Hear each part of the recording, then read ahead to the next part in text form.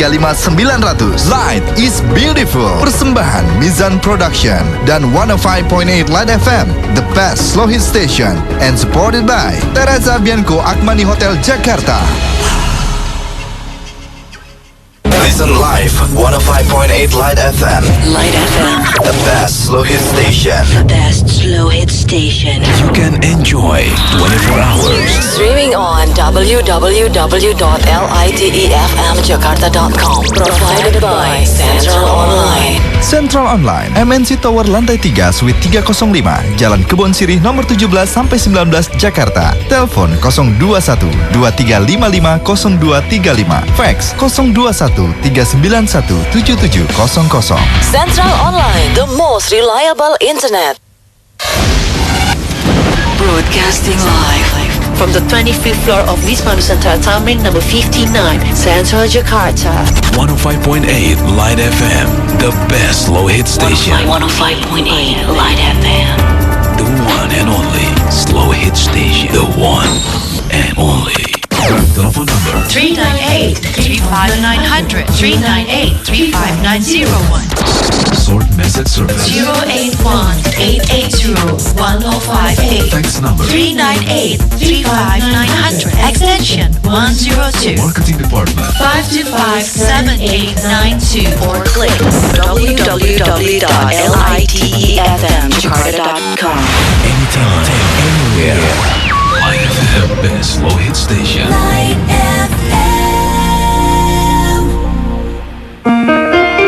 Berproses menuju kesejatian diri. Bersama Siwo Agus Hidayat. This is Light FM, the best slow hit station.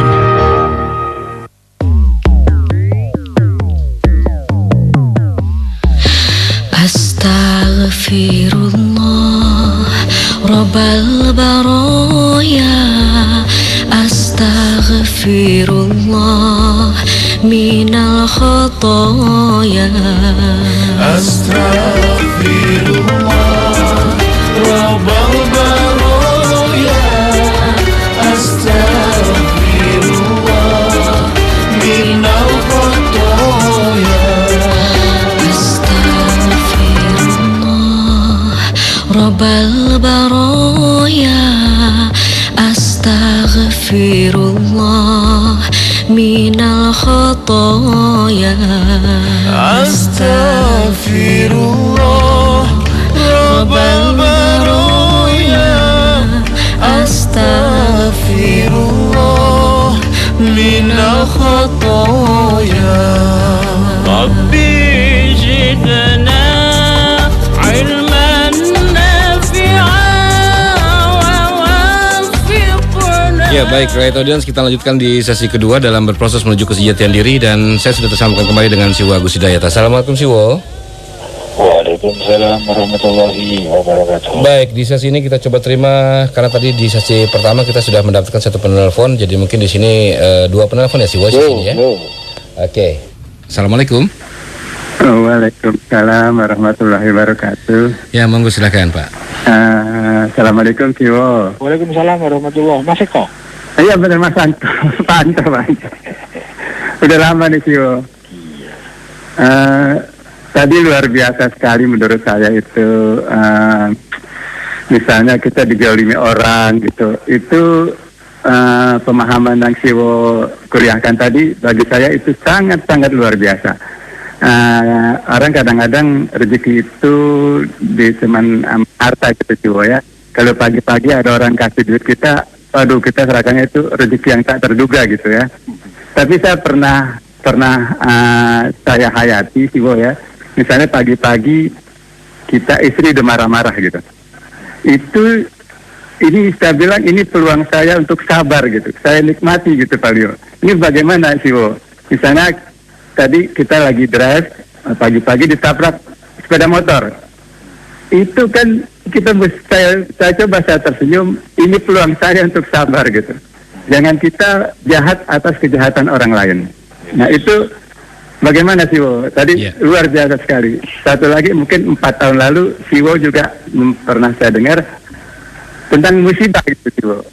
Musibah lahir itu kan misalnya dulu tsunami gitu ya, ditinggal mati orang yang kita cintai, bangkrut, itu belum seberapa dibandingkan dengan musibah misalnya iman kita berkurang, punya sifat-sifat masmumah, sifat-sifat penyakit hati, itulah musibah yang paling besar itu. Mungkin Siwa bisa kuliahkan lagi gitu. Ya. Assalamualaikum warahmatullahi wabarakatuh. Waalaikumsalam warahmatullahi wabarakatuh. Satu penelpon terakhir silakan di 021398359006. Assalamualaikum. Waalaikumsalam. Iya, bisa tolong dikecilkan volume radionya, Pak? Iya, Ya, Pak. dengan siapa ini? Soli di Cilandak Barat. Soli ya, betul ya, Mas Soli ya? Soli di Cilandak Barat. Oke, silakan Mas Soli. Iya, Assalamualaikum Siwo. Waalaikumsalam warahmatullahi. Saya ini lama banget pengen sharing sama Siwo sebenarnya. Ini saya mau nanya Siwo. Ini saya kan selalu mimpi yang luar biasa. Tujuan mimpi itu sebenarnya Tuhan memberikan kita mimpi itu tujuannya untuk apa? Iya. Oke. Pertama, kedua, sering banyak orang menceritakan tentang Khaidir. Nah, selama ini saya belum begitu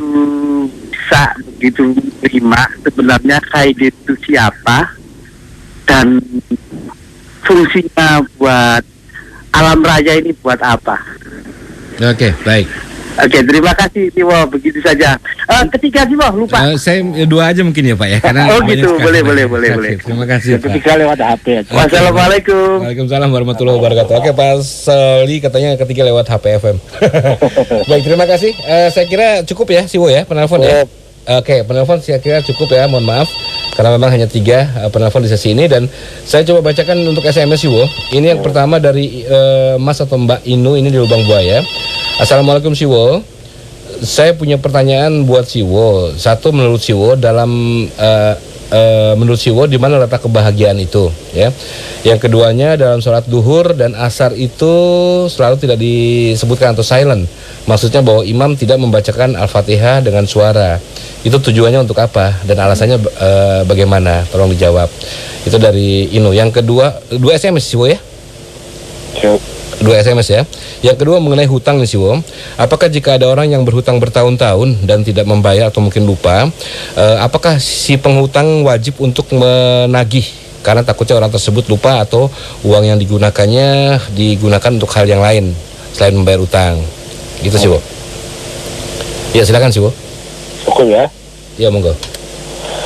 Ya, ini mohon maaf sama penelpon yang lain yang belum kebagian waktu.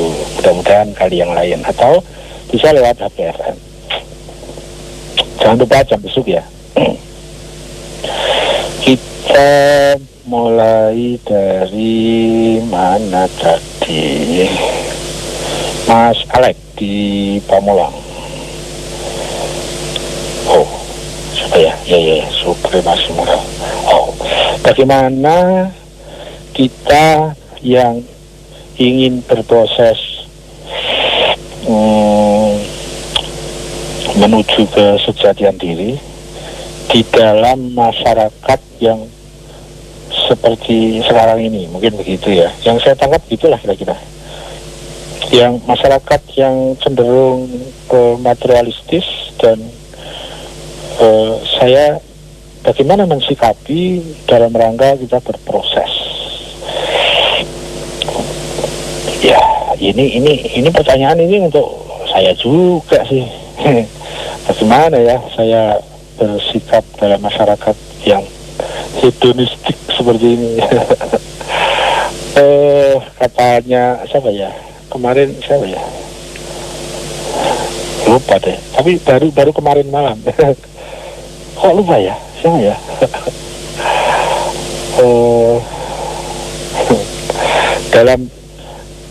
dalam apa? Kita dalam masyarakat yang cenderung berkeuangan yang maha kuasa itu loh. Siapa ya kemarin ya? Pak Amin lah nggak salah ya, Pak Amin Rais. Ya gitu, masyarakat kita ini cenderung mempunyai kaidah berkeuangan yang maha kuasa. Bukan ketuhanan yang maha esa, tapi keuangan yang maha kuasa. Kalau nggak salah sih Pak Amin Rais gitu. Tapi mungkin saya salah kutip deh, atau salah nyebut orang. Ya saya ralat aja lah. Saya mengungkapkan kalimat itu aja, bahwa sekarang ini nilai uang sudah melebihi porsi dirinya. Uang itu sudah nilainya jauh melampaui dirinya. Diri si uang itu gitu ya. Mestinya uang itu didudukkan begini loh, nilai uang itu segini gitu. Sekarang itu melampaui gitu. Bahkan uang bisa dinilai lebih mahal dibanding harga diri. Uang bisa dinilai lebih mahal dari persahabatan. Persahabatan bisa hancur gara-gara uang. Persaudaraan bisa hancur gara-gara uang gitu kan. Gila. Bahkan ya luar biasa, sampai ada pecah kongsi. Ada istilah akhir-akhir ini, ada pecah kongsi gara-gara uang. Ya kalau menurut saya akarnya itu egoisme aja ya. Kenapa egoisme? Karena lupa sama Tuhan. Karena yang bisa mengatasi egoisme hanya Tuhan. Supremasi hukum itu butuh kedisiplinan, butuh bagaimana seseorang mengendalikan dirinya. Supremasi hukum nggak akan bisa tanpa pengendalian diri. Pengendalian diri itu masalah moral, pengendalian diri itu masalah bagaimana manajemen ego. Jadi kalau tidak ada manajemen ego, mudah-mudahan nanti ada fakultas tentang fakultas manajemen, itu ada manajemen ego gitu ya. Sehingga orang yang bisa memanage dirinya, itu ada kemungkinan dia bisa supremasi hukum. Tapi supremasi hukum tanpa manajemen diri tidak bisa. Jadi mimpi supremasi hukum tanpa moral aja. Bagaimana kita mensikapi dalam rangka kita berproses memperbaiki diri, berproses menuju kesehatan diri di masyarakat yang kecenderungannya seperti itu. Saya akan cerita mungkin lebih banyak tentang diri saya. Saya pernah mengalami lama sekali. Saya ada dalam posisi tanpa saya sadari saya overlapping. Khususnya di dalam formula saya yang ketiga. Saya sudah punya formula itu, yaitu 1, fokus tujuan, 2, waspada niat, 3, konsentrasi tugas. Saya sudah punya formula itu. Ternyata saya kecolongan tanpa saya sadari dalam praktek saya. Saya bertahun-tahun overlapping. Saya dulu itu pedagang keliling. Keliling kemana-mana. Ya, Jakarta dan pasar. Diundang sana, undang sini, ceramah sana, ceramah sini, pengajian sana, pengajian sini. Ya.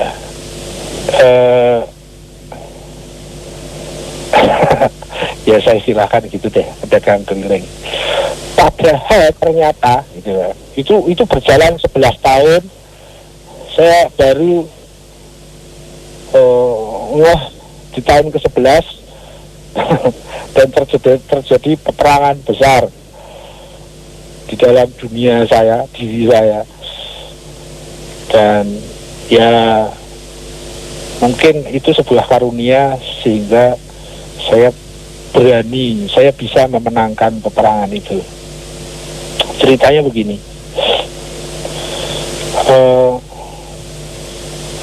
Dulu saya merasa bahwa dakwah itu adalah bagian dari kewajiban saya. Memang waktu itu logo saya lebih kepada tanamlah investasi sebanyak-banyaknya sepanjang kita bisa, gitu ya, investasi kebaikan, investasi ilmu, sebarkan ilmu di mana-mana, dakwah kemana-mana. Ya begitulah. Tapi ada fase tertentu yang kemudian mengkritik diri saya sendiri, pengalaman-pengalaman itu, ternyata saya overlapping. Ternyata yang bukan tugas saya lakukan. Saya ceramah di sana, ceramah di sini, ceramah di situ. Dari petani sampai, dari gubuk petani sampai istana. Ternyata itu bukan tugas saya. Setelah saya renung, memang siapa yang menugaskan saya seperti ini? Padahal saya punya tugas pasti, yaitu saya sebagai suami, saya sebagai seorang bapak, saya bertanggung jawab penuh terhadap anak dan istri. Tapi ternyata justru mereka jadi korban. Saya lebih banyak keluar ketimbang ke dalam. Saya lebih banyak memikirkan orang lain ketimbang keluarga. Saya lebih banyak memikirkan masyarakat daripada keluarga. Waktu pun, ya, waktu saya jadi pedagang keliling itu, Kemis pulang, Jumat berangkat lagi. Nanti Kemis lagi pulang, berangkat Jumat pagi. Ya. Oh, saya berdakwah. Ternyata saya overlapping. Kalau saya kemudian saya bertanya, memang saya sudah pantas berdakwah. Memang berdakwah itu tanpa harus ada syarat-syaratnya, asal mau dan bisa saja. Nah, setelah saya pikir, renung, perang lagi di dalam, ternyata, memang saya sudah memenuhi syarat untuk berdakwah. Dakwah itu adalah perpanjangan tangan Tuhan. Dakwah itu merupakan figur-figur yang dia akan menjadi iklan panutan di masyarakat. Ternyata saya overlapping. Yang wajib berdakwah itu hanya yang memenuhi syarat. Kalau tidak memenuhi syarat ikut berdakwah, kacau balau masyarakat kita. Dan itu, saya kok saham di situ ya. Ya begitulah. Kemudian saya menemukan kembali kepada formula yang ketiga, yaitu konsentrasi tugas. Ternyata itu bukan tugas saya. Tugas saya itu berdakwah terhadap istri dan anak. Bagaimana saya mensukseskan tugas saya ini yang pasti ini sudah tidak terbantahkan bahwa saya sebagai suami, sebagai bapak ditugasi untuk itu oleh Tuhan.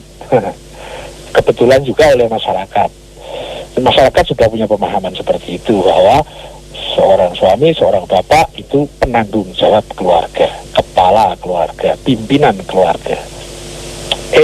Saya malah memikirkan keluarga lain ketimbang keluarga yang harus saya tanggung jawab itu. Nah, itu salah satu contoh bagaimana terjadi pergulatan saya harus bersikap dalam masyarakat yang seperti ini. Kira-kira begitu, sebuah contoh. Maksud saya begini, agar simpel, bagaimana saya berproses, bagaimana saya hidup dalam kondisi seperti ini, ada dalam kondisi apapun, yaitu kita, masing-masing kita harus konsentrasi tugas yang bukan tugas kita, itu tidak usah dipikir juga tidak apa-apa. Tapi kalau itu tugas kita, itu kewajiban kita, maka itu yang harus kita konsentrasi di situ. Kita harus serius di situ.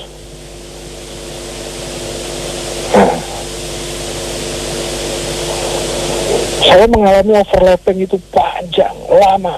Khususnya yang paling serius adalah 11 tahun terakhir. Saya keliling kemana-mana. Padahal ternyata itu bukan kewajiban saya. Kewajiban saya adalah bagaimana saya membimbing, mendidik keluarga saya agar suami, istri, agar istri dan anak itu menjadi baik.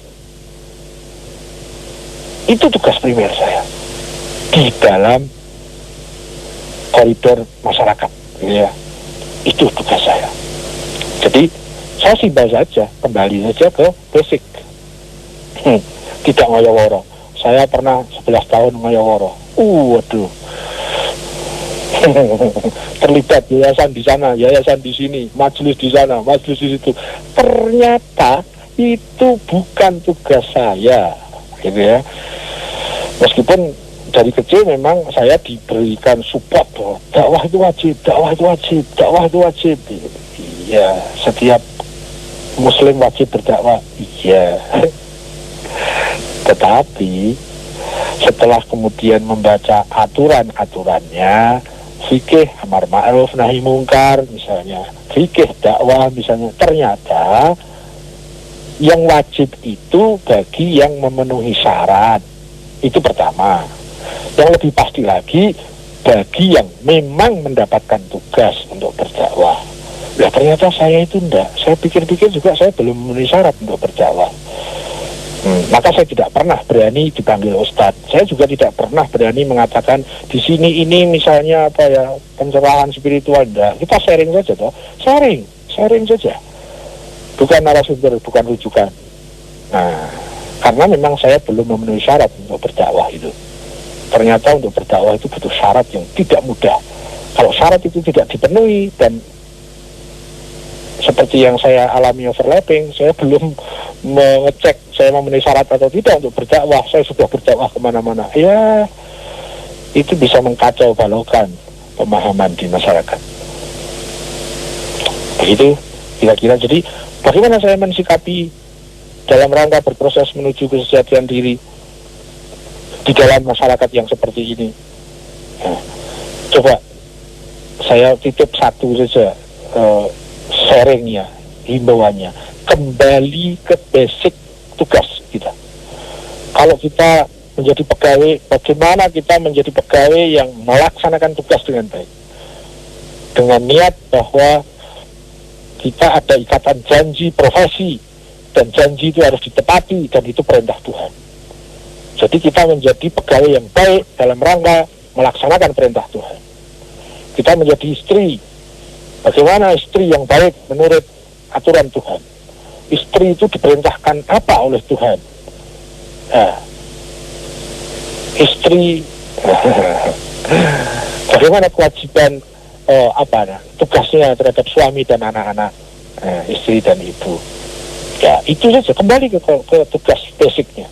Seorang bapak yang dia di rumah menjadi pemimpin, bagaimana dia harus melaksanakan tugasnya sebagai pemimpin. Seorang direktur di kantor, dia mempunyai perjanjian profesi dengan anggotanya, dengan anak buahnya, dan melaksanakan janji yang benar. Itu adalah salah satu perintah Tuhan. Bagaimana menjadi direktur yang penghamba Tuhan. Kembali kepada tugas masing-masing. Yang bukan tugas, tidak usah diupaini deh. Kita nggak terlalu ngayawara gitu loh maksudnya. Karena itu bisa menjadi overlapping. Ya. Kalau formulanya, ya kira-kira sebagaimana formula yang sering kita sharingkan. Satu, fokus tujuan. Tujuan hidup kita tidak boleh salah. Tujuan hidup kita harus benar. Dan jangan kita terjebak kepada tujuan-tujuan yang remeh. Tujuan kok materi. Kita diajari dalam tauhid, tujuan hidup kita adalah Tuhan, Allah. Yang kedua, formula kedua, waspadai niat. Setiap sesuatu coba kita tinjau, kita lihat niat kita. Setiap aktivitas. Kemudian yang ketiga, konsentrasi tugas. Ini tugas saya apa bukan? Kalau bukan, santai saja. Tidak dilakukan juga tidak apa-apa kok, bukan tugasnya. Tapi begitu ini menjadi tugas, kita harus serius di dalam tugas itu. Ya, ukur, kalau perlu bikin agenda. Tugas saya apa saja? Saya sebagai suami, sebagai istri, sebagai anak, sebagai orang tua, sebagai anggota masyarakat, sebagai warga bangsa. Tugas saya apa? Diagendakan. Sehingga kita lebih mudah untuk konsentrasi terhadap itu. Bila perlu dibikin skala prioritas. Mana yang paling prioritas tugas saya? Dan seterusnya. Itu deh kira-kira. Atau kalau mau ditambah begini, yang saya jadikan formula agar saya mudah berproses. Yang pertama, tunduklah kepada kebenaran yang difahami dan diyakini sekarang. Ya. Taati kebenaran yang difahami, diyakini sekarang. Sambil yang kedua, mencari kebenaran yang lebih tinggi. dengan bertanya, dengan membaca, dengan diskusi, dengan merenungi, dengan introspeksi diri. Taati kebenaran yang difahami, yang diyakini sekarang, sambil mencari, selalu membuka ruang diri kita untuk mencari kebenaran yang lebih tinggi, lebih bermutu. Yang ketiga, kalau kita mendapati ada kebenaran yang lebih tinggi, yang lebih bermutu, sehingga membentuk pemahaman baru dan keyakinan baru, kita pindah dari kebenaran kemarin kepada kebenaran yang sekarang yang lebih bermutu, sambil terus taati kebenaran yang difahami, diyakini, cari kebenaran yang lebih tinggi, kita pindah kepada kebenaran yang lebih tinggi, sehingga selalu ada proses melangkah maju lebih baik, lebih benar, lebih tinggi, lebih bermutu. Kayaknya itu aja deh. Wah, udah jauh lebih dari yang ditanyakan kayaknya. Terus berikutnya Mas Alek, ini ada Mas Eko. Mas Eko cerita tentang rezeki, ya. Semua pemberian itu aslinya rezeki, Mas. Semua pemberian, ya, bukan kita menyabot hak orang lain, ya. Kita mendapatkan karunia, pada saat kemudian kita fungsikan karunia itu sebagaimana mestinya, kita dapat kesehatan, kita dapat tubuh, kita dapat indera, kita dapat pikiran, kita dapat teman, kita dapat suami, dapat istri, dapat anak, kita diberi masyarakat yang seperti ini. Semuanya pada dasarnya adalah pendidikan Tuhan. Semuanya mengandung hikmah. Nah, tugas kita, kalau kita benar memposisikan diri, tidak overlapping, sehingga kita bisa bersikap dengan benar, semua bisa menjadi rezeki. Nah, kebalikannya, kalau kita tidak bisa menjadikan sesuatu itu sebagai rezeki, sebagai rahmat, maka itu pasti akan menjadi musibah. Yang musibah adalah yang disebut sama Mas Eko tadi, yaitu menurunnya mutu kepribadian, menurunnya mutu moral kita, bertambahnya penyakit hati, bertambahnya kotoran jiwa. Itu musibah yang benar-benar musibah. Yang disebut musibah adalah sesuatu yang menjauhkan dirinya dari ketentraman, menjauhkan dengan sesuatu itu menjauhkan dirinya dari kebahagiaan, kedamaian. Intinya, pangkalnya adalah apabila ada sesuatu yang kemudian menjadikan sesuatu itu dalam dirinya menjadikan jauh dari Tuhan, maka itu yang benar-benar musibah. Kebalikan dari musibah adalah rahmat.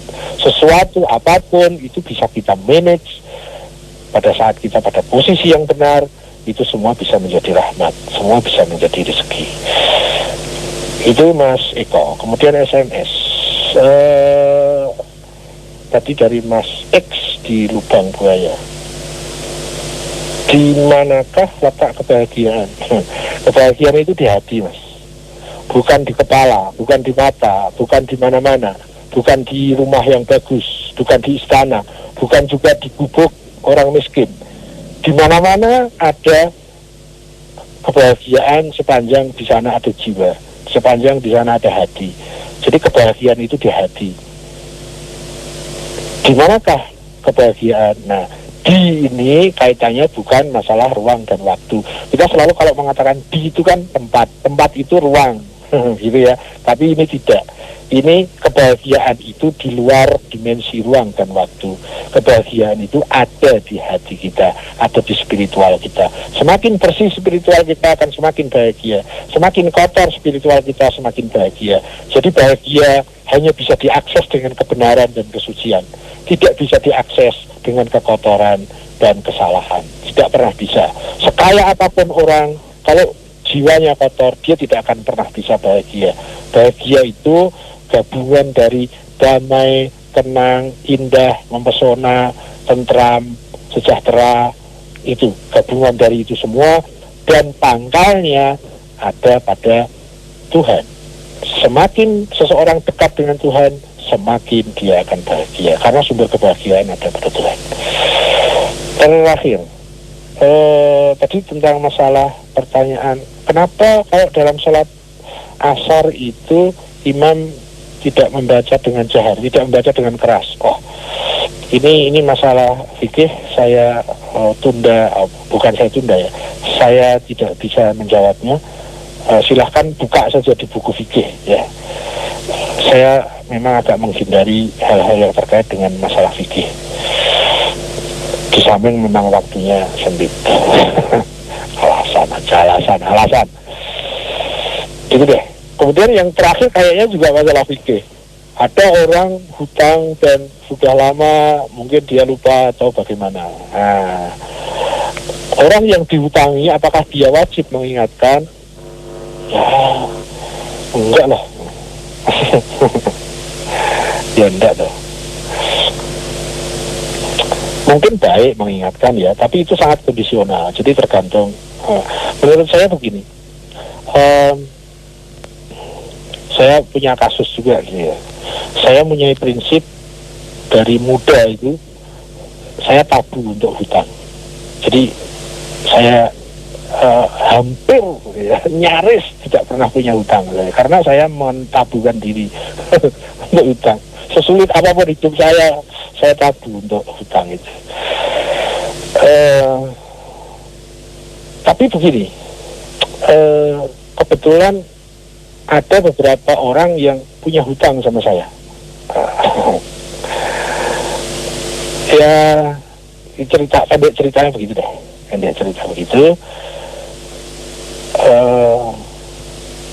Bagaimana kalau ada orang yang hutang sama saya tapi dia nggak nyaur, dia nggak membayar hutang? Begini yang saya ambil begini, saya mengkondisikan, saya memanage diri saya itu begini. Orang itu tidak membayar hutang itu bisa macam-macam sebabnya. Ya, mungkin dia memang tidak mampu untuk membayar hutang. Mungkin ada yang mampu memang sengaja tidak mau membayar hutang. Saya mengambil sikap setelah ijab kabul hutang piutang itu ada, maka saya lupakan itu. Kalau ada yang membayar hutang, ya saya terima. Kalau ada yang tidak membayar hutang, ya saya relakan. Soal urusan dia sama hukum, ya monggo, sama Tuhan, monggo gitu ya. Mungkin ada orang yang berusaha sepenuhnya, sekuat tenaga, tapi memang kondisinya tidak memungkinkan dia untuk membayar hutang. Itu kan pasti harus kita maklumi dah. Memang yang sulit dimaklumi kalau orangnya itu sebetulnya bisa membayar hutang, tapi dia memang tidak punya political will, tidak punya keinginan dia untuk membayar hutang. Ya sudah, kita mengatakan apa mau kita paksa? Ya sudah, biar kena aja. Toh dia akan menerima resikonya juga. Ya begitu deh, kira-kira begitu. Mungkin terhadap orang yang seperti itu mengingatkan itu baik mungkin ya. Dalam rangka ingin menolong dia. Anda ini kebakaran, jangan dilanjutin. Anda membakar diri Anda sendiri toh.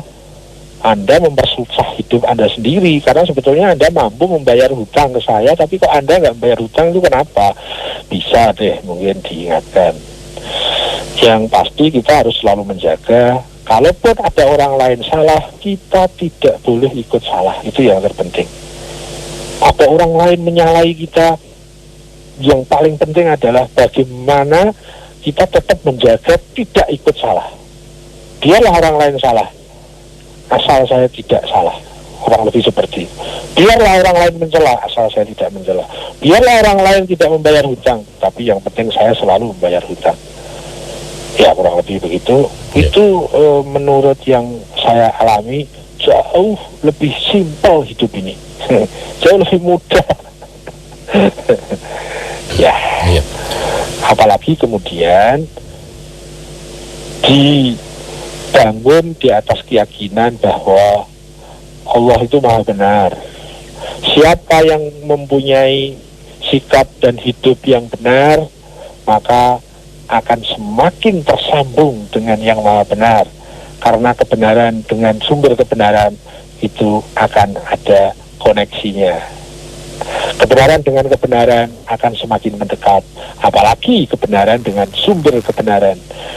Kalau kita mempunyai keyakinan seperti itu dan itu kita jadikan landasan dalam kehidupan, ya sudah, yang penting kita benar, ada Tuhan kok, gitu.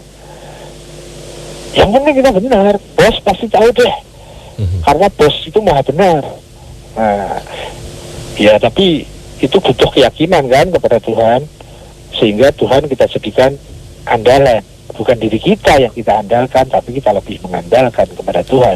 Karena memang kayaknya sih ya hanya Dia yang bisa diandalkan. Kalau kita, kemarin kan sudah kita bahas, sekian puluh tahun kita hidup, sekian kali kita mengandalkan diri kita, ternyata kita ini sangat lemah. Punya rencana begini, ternyata tidak terjadi. Punya rencana begini, ternyata kejadiannya berbeda. Sangat lemah kita ini. Nah, kalau kita mengandalkan diri kita yang sangat lemah ini, wah, kita putuskan sendiri. Gimana kalau ada orang hutang kepada saya? Wah, kita putuskan sendiri. Kita tidak merujuk kepada Tuhan. Kita tidak bersandar kepada Allah. Ya, sudahlah. Kita sendiri yang akan kena akibatnya. Kita lemah kok diandalkan. Tahu sendirilah resikonya. Kurang lebih seperti itu. Itu yang lebih mungkin iya, namanya sharing ya. Mohon jangan tergesa diterima, jangan tergesa ditolak. Kita sharing aja kok. Ditolak boleh, diterima boleh. Mohon hati-hati. Terus? Oke. Iya, dan mungkin membahas yang tadi masalah utang tadi, mungkin kalau untuk mengingatkan tidak jadi masalah gitu ya, Siwo ya. Iya, tergantung kondisinya ya.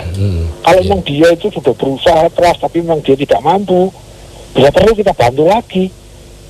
Karena dia orang baik itu.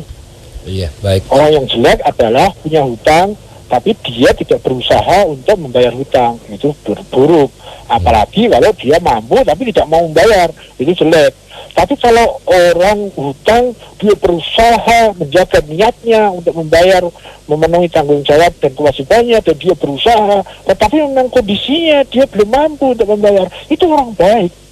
Perlu ditambah modal itu, agar dia bisa lebih memberdayakan dirinya. Kurang lebih begitu deh. Iya. Ya. Baik, Siwo. Sampai punya hutang saya berapa coba? Sate, Siwo. Sate, kapan? Gimana? Ya, insya Allah, Siwo. Ayo. Baik, nanti kita harus mengakhiri acara ini ya, Siwo ya. Ini mengingatkan hutang aja. Kalau nggak salah nggak jadi deh. Siwo. Teman-teman, kami semua terima kasih, mohon maaf. Sebentar, Siwo. Siwo. Halo, Siwo. Kelihatannya saya nggak janji deh, Siwo yang kadang-kadang janji itu. Enggak ya, udah saya relain kok. Nggak banget ya, nggak dibayar juga. Oke, amin. Insya Allah, Siwo. Kita. Kalau Anda mau terus berusaha, nanti tak kirim sate lagi. Alhamdulillah. Oke. Baik, Siwo. Monggo, Siwo. Nyun pamit. Assalamualaikum warahmatullahi wabarakatuh. Waalaikumsalam warahmatullahi wabarakatuh. Baik, Light Audience, terima kasih untuk kebersamaan Anda dalam berproses menuju kesejahteraan diri untuk edisi hari ini, hari Kamis tanggal 13 Januari 2011. Dan terima kasih juga yang sudah mengirimkan SMS dan juga telepon tadi ya. Baik, Light Audience, dari Mutiara Hikmah dikatakan bahwa Tuhan menilai kecantikan jiwa, bukan kecantikan wajah Anda. Anda sendirilah yang mengukir kecantikan jiwa, sedangkan kecantikan rupa Tuhanlah yang menciptakan. Saya mau diri. Assalamualaikum warahmatullahi wabarakatuh.